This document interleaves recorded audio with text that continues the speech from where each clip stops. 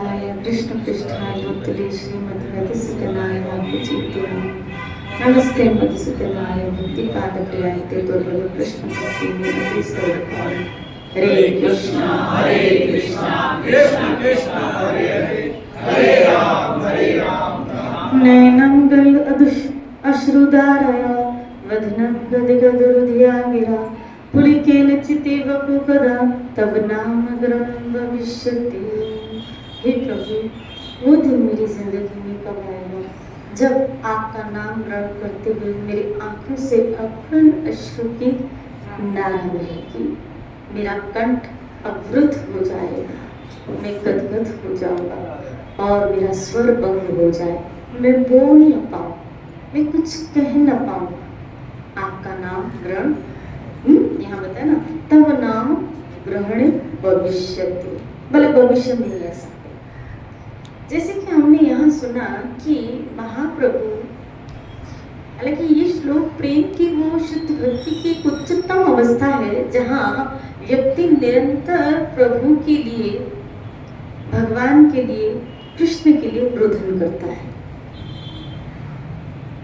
गीता में कृष्ण ने कहा, देखो खाली यहाँ तक प्रेम तो बहुत की बात, यहाँ तक हजारों में कोई एक मेरी तरफ आएगा, सिद्धि के लिए जाएगा, हजारों में कोई एक सिद्धि के लिए जाएगा और उन सिद्ध प्राप्त करने वालों में भी कोई विरला मुझे जान पाएगा। जब भगवान को, कृष्ण को जानना ही करोड़ों में एक की बात है जानना, तो कृष्ण प्रेम कितना मुश्किल काम है। मुझे तो कभी कभी आश्चर्य लगता है कि हम जब घर में रहते हैं, हमारे जो बड़े, हम उनका ही नाम नहीं ले पाते। एक स्त्री अपने पति का नाम नहीं ले पाती, ससुर का नाम नहीं ले पाती, जो बड़े जन है उनका नाम नहीं ले पाती, और सबसे बड़े भगवान का नाम कृष्ण हम कैसे ले लेते हैं? कैसे सहजता से हमारे मुख में, क्योंकि बड़ों का नाम ही कहते ना, बड़े का नाम ले रही है। श्री राधे बोले। पहले के जमाने में तो स्त्री अपने पति का भी, अभी की बात नहीं कह रही, लेकिन पति का नाम भी नहीं लेती थी।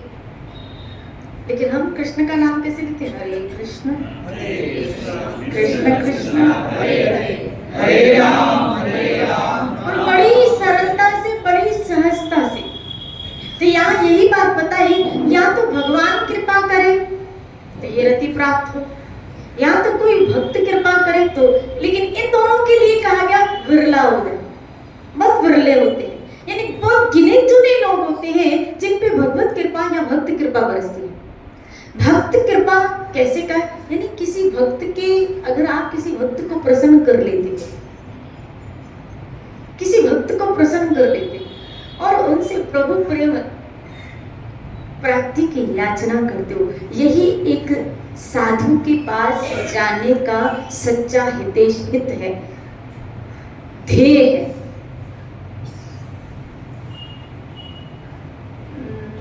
रामायण में आया कि प्रभु श्री राम जब शर्वंग मुनि के पास जाते हैं, आपने प्रकरण पढ़ा होगा, प्रभु श्री राम जब शर्वंग ऋषि के पास जाते हैं, तब शर्वंग ऋषि इसी इंतजार में थे कि कब मेरे ठाकुर आए।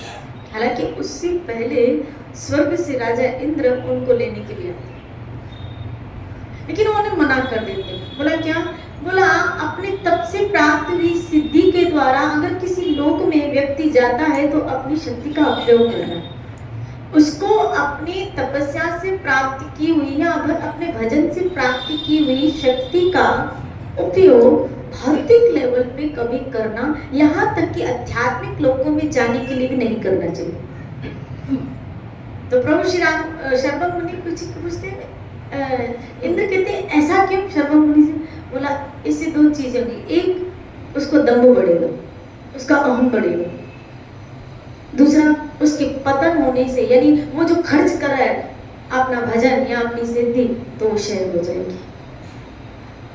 इसलिए कभी भी अपने भजन को ऐसे आपको खर्च करना नहीं चाहिए। श्री राधे बोले। वो शर्वंग ऋषि जब प्रभु श्री राम आते हैं, बहुत सुंदर आया है, जब प्रभु श्री राम आते हैं तब कहते हैं कि मैंने उम्र भर, अब मेरे जाने का समय आ गया, उम्र भर जो मैंने सिद्धियां, जो मैंने तपस्या, जो मैंने परलोक प्राप्त की, लोक प्राप्त की, वो मैं सब आपको अर्पण करता हूँ, वो मैं सब आपको देता हूँ, आप स्वीकार कीजिए, मैं आपको देता। प्रभु श्री राम ने मना कर दिया, क्योंकि वो क्या लीला कर रहे थे? मानव लीला कर रहे थे, मनुष्य लीला कर। उन्होंने मना कर दिया। उन्होंने कहा दो चीजें मनुष्य के अंदर अगर आ जाए, बहुत सीखने की बात है, ये दो चीजें अगर मनुष्य के अंदर आ जाए तो वो खुद देव बन जाता है, उसको किसी देवता के पास जाने की जरूरत भी नहीं होती। दो चीजें अगर उसके अंदर आ जाए, बोला क्या? बोला एक त्याग और दूसरा निष्कामता। एक त्याग और दूसरी निष्कामता। श्री राधे बोले। मुझे लगता है अगर त्याग और निष्कामता हमारे अंदर आ जाए तो कोई मांग ही नहीं रहेगी, और कोई मांग ही नहीं रहेगी तो कहीं भटकने की जरूरत ही नहीं। क्योंकि इंसान देवी देवताओं के पास भी तो तभी भटकता है जब कोई मांग होती है, लेकिन जब मांग ही नहीं और जो मिला उसके प्रति क्या हो गया? त्याग। यानी भजन से भी जो आपको मिला है ना, भजन से जो बुद्धि मिली, शुद्ध बुद्धि मिली, शुद्ध बुद्धि से शुद्ध विचार करने की जो प्रवृत्ति है उसका भी अहम न करें। उसका भी कभी अहंकार न करें, क्योंकि ये तो सब यही सोचना चाहिए कि मुझे जो मिला है मेरे गुरु की कृपा से, ये उनकी कृपा प्रसाद है। आज अगर भजन आया तो भजन भी तो उनकी कृपा से आया। इसीलिए यहाँ कृष्ण रति को दो तरह से प्राप्त करने का जो रास्ता बताया गया, या तो कृष्ण कृपा या तो भक्त कृपा। तो अगर आपने किसी भक्त को प्रसन्न कर लिया, बात यहाँ चल रही थी कि जब किसी भक्त के पास जाए, जब किसी संत के पास जाए, तो प्रभु श्री राम वही कह रहे थे कि कोई संत के पास जाके अपने दुख सुनाता है, अपनी प्रॉब्लम सुनाता है, और उसके लिए किसी लौकिक चीज के लिए उनका टाइम लेता है, तो वास्तव में वो व्यक्ति एक बहुत बड़ी मूल्य निधि को, समय को, उनका भी और अपना भी व्यर्थ कर रहा है। श्री राधे। किसी संत के पास लौकिक दृष्टिकोण से या किसी लौकिक दुख से, यहाँ तक कि बता अपने दुख के लिए भी नहीं जानते। प्रभु श्री राम श्रवण ऋषि से चर्चा करते कि लौकिक दुख के लिए भी आप संत की एनर्जी, संत का भजन खर्च मत करें, क्योंकि देखो आप उसको दुख सुनाओगे ना तो वो करुणा लेना है, उनके अंदर एक करुणा, ममता है, तो करुणा करके ये कह तो देंगे कि भगवान दया करे, भगवान कृपा करे। श्री राधे बोले, लेकिन उसमें उनका भजन खर्च हो गया। और हमने बहुत, क्योंकि एक माला पवाना कितना मुश्किल है, भजन करना कितना मुश्किल है। उठाओ माला, खाली 24 घंटे भजन, अरे 24 घंटे जो 2 घंटे खाली सतत भजन करके देखो। श्री राधे बोले, भजन करना बहुत मुश्किल है, बहुत मुश्किल है, इतना आसान नहीं है भजन करना। और हम संत के पास जाके उसका धन चुराते हैं। मेहनत कोई करे, और ये तो ऐसे भी यानी प्रारब्ध कर्म से जो हमको दुख आ रहा है, और हम उसको मिटाने के लिए, हालांकि वो संत अपने सत्संग में आपको सब बता देते हैं, इसका समाधान भी भजन ही है। जब भजन करोगे ना तो सारी निवृत्तियां, मैं कल एक जगह कह रही थी कि प्लेटफॉर्म मिल जाता है आपके हृदय को, वो सब धारण करने का, वो सब सहन करने का, वो प्लेटफॉर्म मिल जाता है। श्री राधे बोले। आज हम विकार को, आज हम किसी भी विकार को, चाहे वो काम हो, चाहे क्रोध हो, चाहे लोभ हो, चाहे मोह हो, चाहे अहंकार हो, चाहे प्रारब्ध कर्म के अनुसार कोई दुख सुख आ रहा है, हम उसको बेयर नहीं कर पा रहे। इसका कारण क्या है कि वो भूमि अभी तक तैयार नहीं है। वो भूमि अभी तक तैयार नहीं है। कल एक बार पास माता है, क्या करूं माँ, गुस्से पे कंट्रोल नहीं हो रहा। करूं क्या, मैं गुस्से पे कंट्रोल नहीं आ रहा। और नहीं तो जब बच्चे आ जाते तो मैं लगा देती हूँ, कंट्रोल नहीं होता।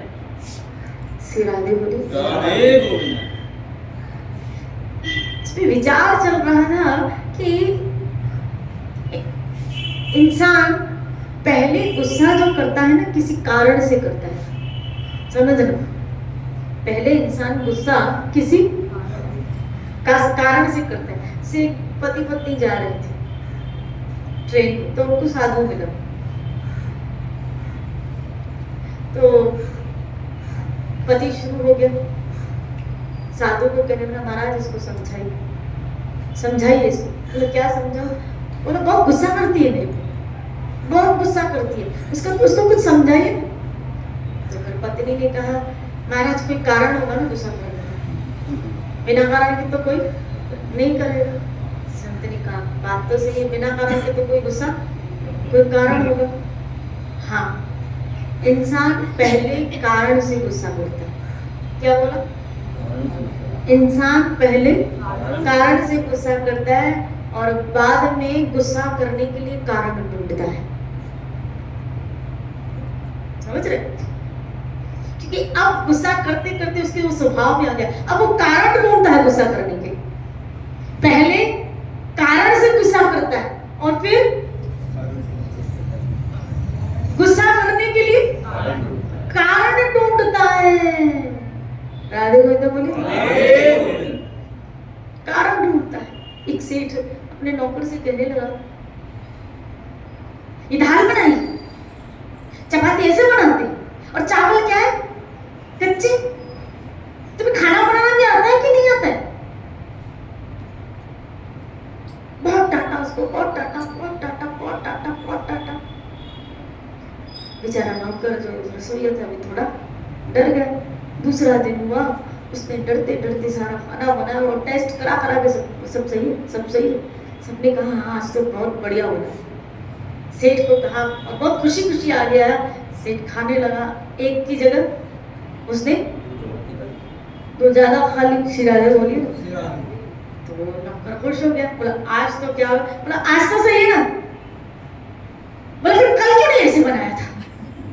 शिराजे बोले जब तुझे अच्छा बनाना आता है, जब तू बना सकता है, तो कल क्यों नहीं ऐसे बनाया? बोला लो आज तो बनाया, आज तो तारीफ करो। शिराजे बोली ना, बोलो ना शिराजे। अब क्या हुआ?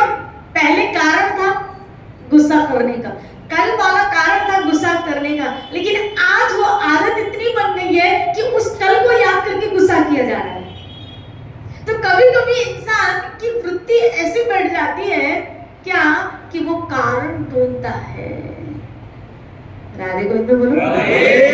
कहीं हमारे जीवन में भी तो ऐसी खिचड़ियां नहीं है, इसीलिए हमारे घर, हमारे मनों में क्या रहती है फिर? अशांति।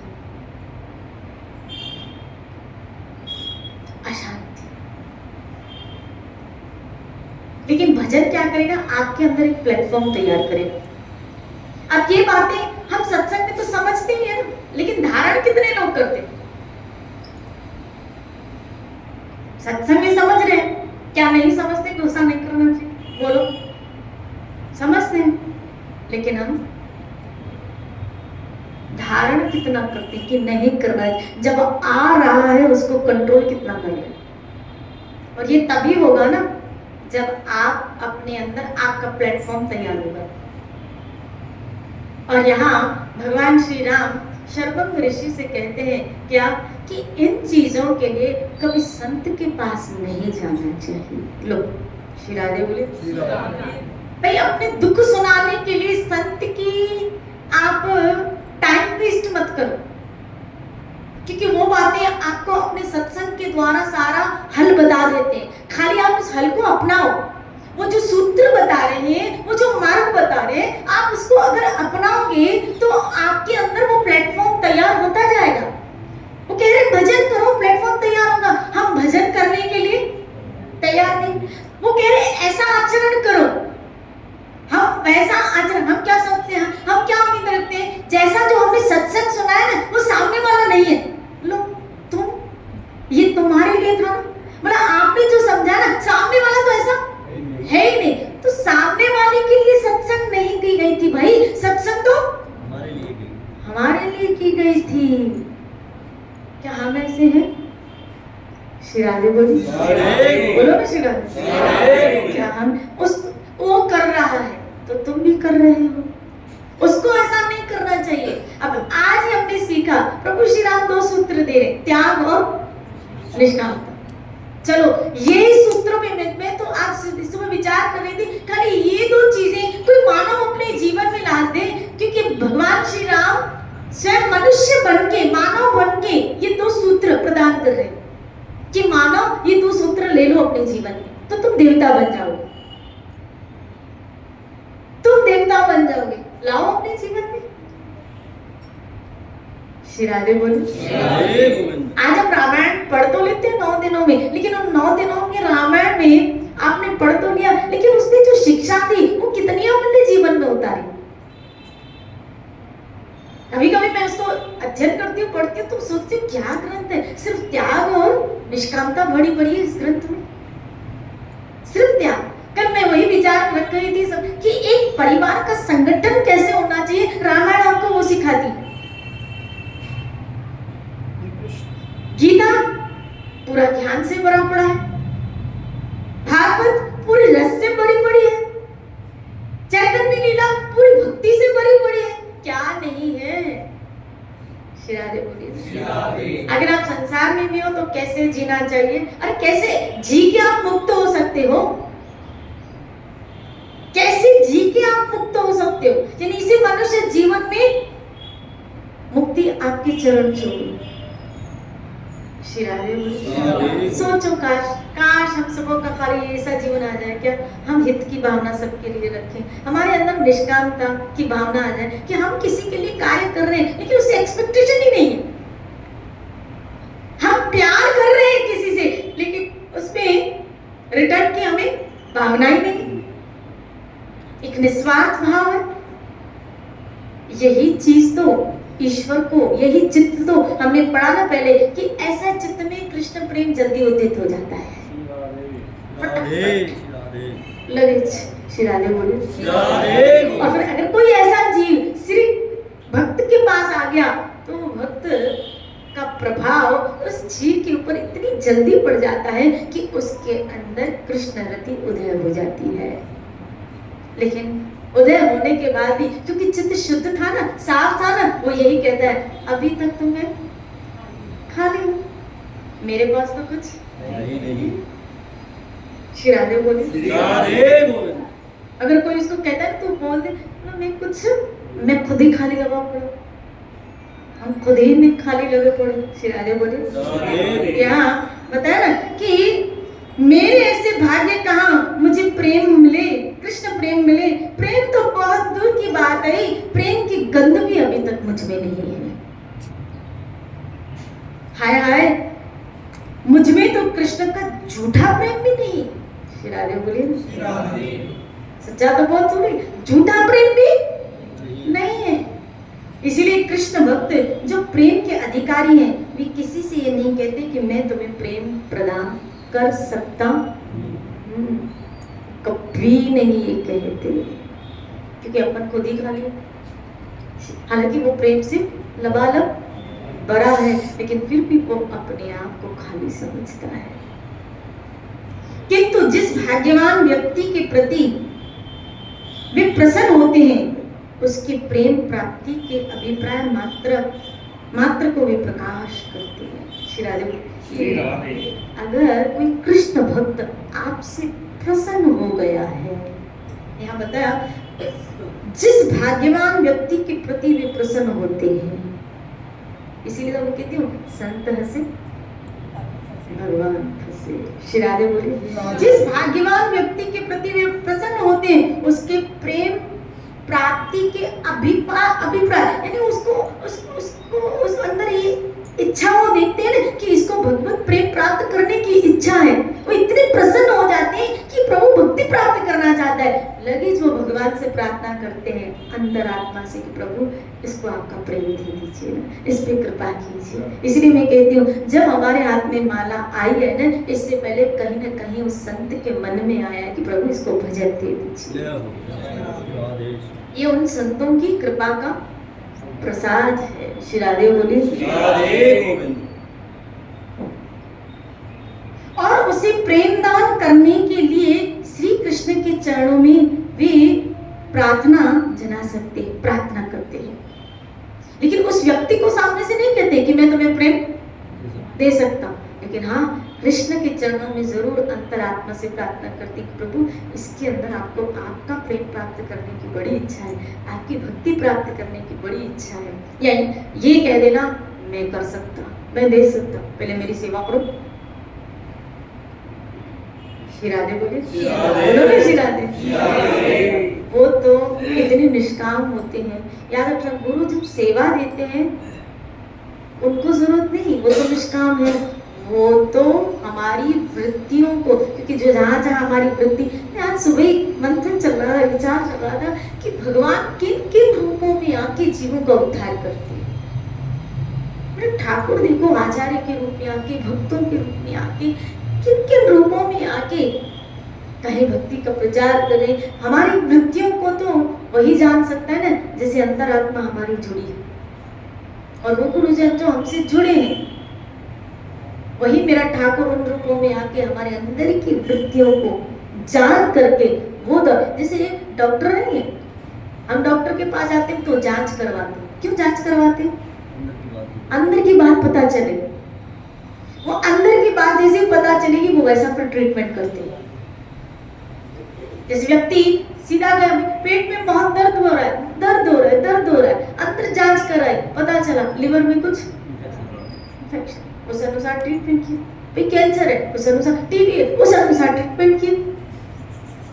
शिरारे बोले, जब गुरुजनों के समक्ष हम कभी कभी वो हमें अपने पास बिठाते हैं, क्यों बिठाते पता है? वो आपके अंदर को टटोलते हैं कि अब ये किस प्लेटफॉर्म कहाँ तक पहुंचा है, इसकी मानसिकता कहाँ तक पहुंची है, ये किस स्तर तक पहुंचा है, ये प्रश्न उत्तर क्या है, ये आपकी स्थिति का वर्णन करते हैं। कि इस जीव के अंदर ईश्वर प्राप्ति के प्रति, भजन के प्रति कितनी गंभीरता है, वो आपकी मन स्थिति पढ़ते हैं। हम ग्रंथ पढ़ते हैं, वो हमारी मन स्थिति पढ़ते हैं। श्री राधे बोले। और याद रखना, ग्रंथ पढ़ के बुद्धि में बिठाना और मन स्थिति पढ़ के मन को परिवर्तन करना, ये गुरुजनों का काम है। हम तो ग्रंथ पढ़ के उसको बुद्धि में भी नहीं बिठा पा रहे, सच पूछो तो। श्री राधे बोले, बुद्धि में भी नहीं। अब यहाँ सुनोगे घर जाते जाते तो प्लेटफॉर्म साफ। श्री राधे बोले, श्री राधे बोलो ना, श्री राधे। सच में साफ हो जाए, ऐसे नहीं बोलो ना, श्री राधे बोले, बोलो ना श्री राधे।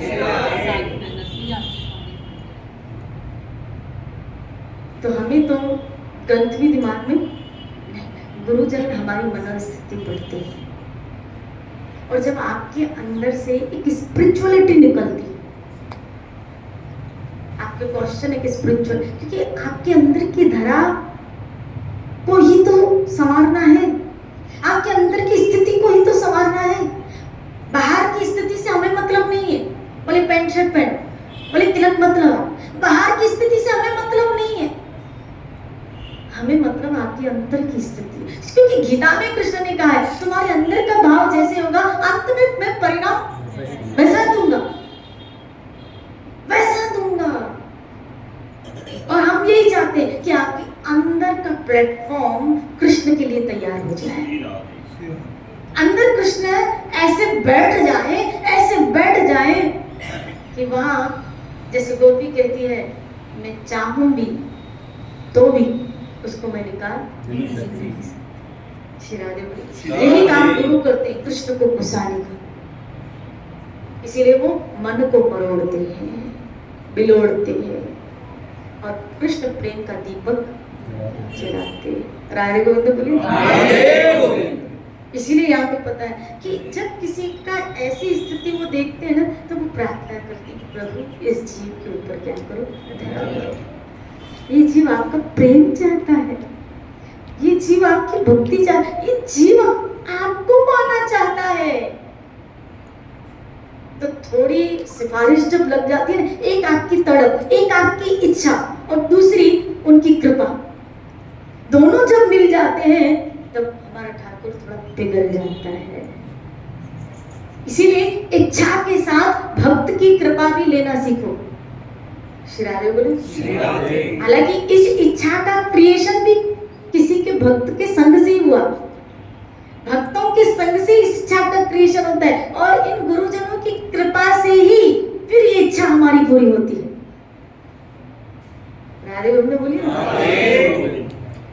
इस प्रकार इच्छा करना, कृष्ण चरणों में प्रार्थना करना ही कृष्ण भक्तों का किसी भाग्यवान के प्रति अनुग्रह है। शुद्ध प्रेमी भक्तों की इस प्रकार की इच्छा व प्रार्थना को भक्त वत्सल भगवान जरूर पूरा करते हैं। श्री बोले, नामे भक्त्या श्री बोले, हे कुंती के बेटे घोषणा।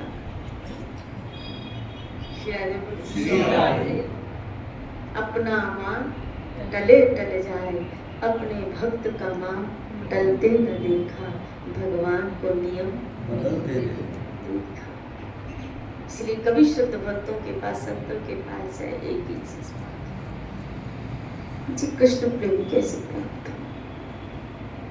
हरि भजन में मेरी आप कृपा कीजिए, आप कृपा कीजिए। श्री राधे बोले।